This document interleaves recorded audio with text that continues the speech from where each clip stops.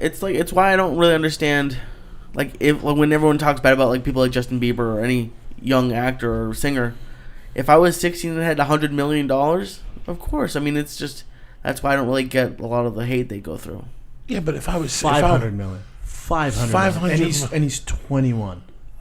21 and 500 million. Let me ask you something. At this point in 2015, That'd be way worse. Why would you do drugs? Everybody else did them. Well, why would you do drugs? I try to be original. Why would you do drugs? You think I'm happy about my drug use at that time? No, it happened. It was at a bad time. I was right there. This weed thing that's happening, I was right there when the coke thing took over. And that was one of the wildest places that even up in the fucking mountains of Colorado, they had tons of coke. But when you were in the party scene, that's when coke like burst onto the scene, Burst right? on. For me in Denver, I honestly, I never saw it. I never saw it in my 25, 26 years in Denver. Never saw coke once. Saw weed everywhere. Never saw coke. Weed. Come to L.A., very first party I go to, in the hills, a girlfriend of mine brings me there, and it's everywhere. And I just remember like, dang, this is L.A., man. I just remember it being everywhere. Never touched it. Well, I actually wanted to talk.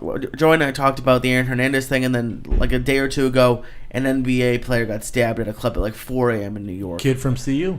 Like what? Copeland. As an athlete, like how are these people still going out? Like why is Aaron Hernandez killing people when he just signed a $60 million contract? Like as an athlete who makes a decent amount of money, wouldn't you think you'd just stay at home? You would think, right? Listen, the thing you got to understand about Aaron is his background, man. He grew up in a gang. He comes from a broken home. I'm not making excuses for him at all. I'm just saying you got to understand the kid's background. So he grows up doing drugs, getting away, just being the craziest athlete on the field. So that's his life. That's Aaron's life. They said the worst thing to happen to Aaron was him getting drafted by the New England Patriots. Because he's from there. So he's from Connecticut. He's from Connecticut. So his whole gang, all those guys, are from Connecticut. So him getting drafted by New England, he's not escaping anything. They're going, oh, our boys made it. They follow him over there. And he grew up, in this gang life. When he was at Florida, his mom would come to the dorm, and she was a drug addict, stuff like that. So he grew up a very rough life. You're not just because you're drafted and people say, oh, well, you're a role model now. No, man. Just because he has $100 million in the bank, you're not taking the hood out of Aaron Hernandez because he's a good football player. He's been that talented all his life and gotten away with it, not working as hard as other guys. That's how talented he is.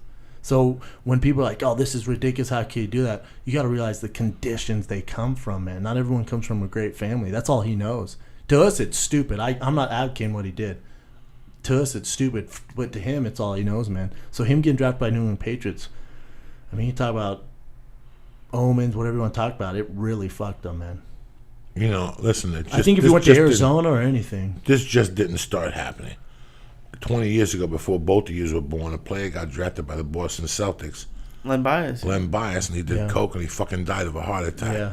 Yeah. This has been going on for years. You take a bad environment, a good environment. Who knows? Why does a fucking player go out of his fucking house when he's got $30 million in the bank? He knows people are going to be running and gunning for him. What makes you take your fucking Mercedes with your butler and go to a club because you want pussy? You want to be normal. You want to be normal, though. Why can't you go to a club? You got money. You want to buy a bottle. You want to go to Las Vegas. You want to get your dick sucked. Yeah, man. But you know what, man? People go, well, there's cameras out now, Joe. All this shit, the security. You have to act like a human fucking being. Athletes have always been crazy. Listen, I got a Playboy magazine at the house about Hollywood Henderson, another guy that came out way before you guys were born. He was a Dallas Cowboy that got fired because he put up a number one while the Dallas Cowboys were losing. When Tom Landry was a coach, he put up his number one before a commercial and pointing at a towel, and they fired him because he was a linebacker, and the towel was somebody's from the offense, a wide receiver who was putting out towels so other guys could dry their hands on the towel before they go out and get the ball. Yeah. So he just gave it like an advertising. They fucking fired him the next day, Hollywood Henderson. Jesus. But Hollywood Henderson... They're looking for a reason to fire him. Hollywood Henderson was a fucking monster. He got drafted by Dallas, and that's... If you read the article, and Sergio Ortega from years ago, I put this article out there, and he found it at a flea market in San Francisco for like $4. it opens up with him because the Dallas Cowboys used to train at Thousand Oaks. Yeah. That's their rookie camp. Well, they're in Oxnard They're now. still, yeah, they used to be Yeah. Thousand They do Oaks their 30 training years camp in ago. Oxnard. And he talks about his first day stretching, thinking about what he had in his room: 3 hits of acid, a gram of blow, Damn. an ounce of weed, and $30, and how he was going to go out some speed. And then he used to come to Hollywood and hang out with the Pointer Sisters and Richard Pryor. He was one of the originators of freebasing. Oh, wow. So they knew it. Dallas knew it. They all knew it. At the time, the NFL was Dallas and San Diego Chargers were the biggest coke fucking freaks. And the San Diego had their own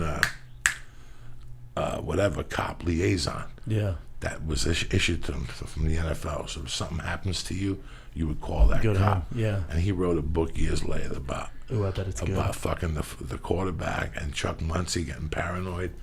And Chuck Muncie was walking around with a gun, and the gun fell and they shot him in the arm. So he was out for 3 weeks, but he just said he had surgery. And how they bought for it. sure. He has allegations in there about Joe Montana's 6 week. When he said they had back surgery, he was really in a rehab. What? Oh yeah, Joe Montana was the king of swing, though. What? Yeah, man. When I found Joe? I found out when I was doing the longest No way. yard, man. It's kind of disappointing. My heart broke and I fucking love had- Joe Montana, Oh my man. God, bro. When I found out Joe Montana was a fiend, my heart broke Why? because he was my idol growing up. Joe Montana, dog. What, are you kidding me? I met Joe Montana at a Super Bowl party. Did you look at his nose? It was probably leaking. They said his nose leaks, dog. I just remember being so excited to meet him, and maybe you never know what someone's going on in their life. I remember talking to him, and it was so depressing.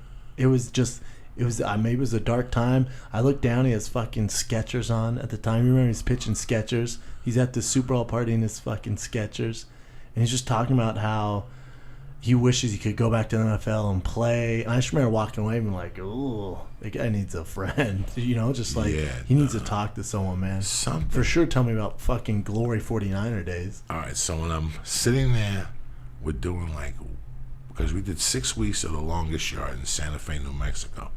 Then we shot the rest down in Torrance. Oh, really? At college down there. Oh, nice.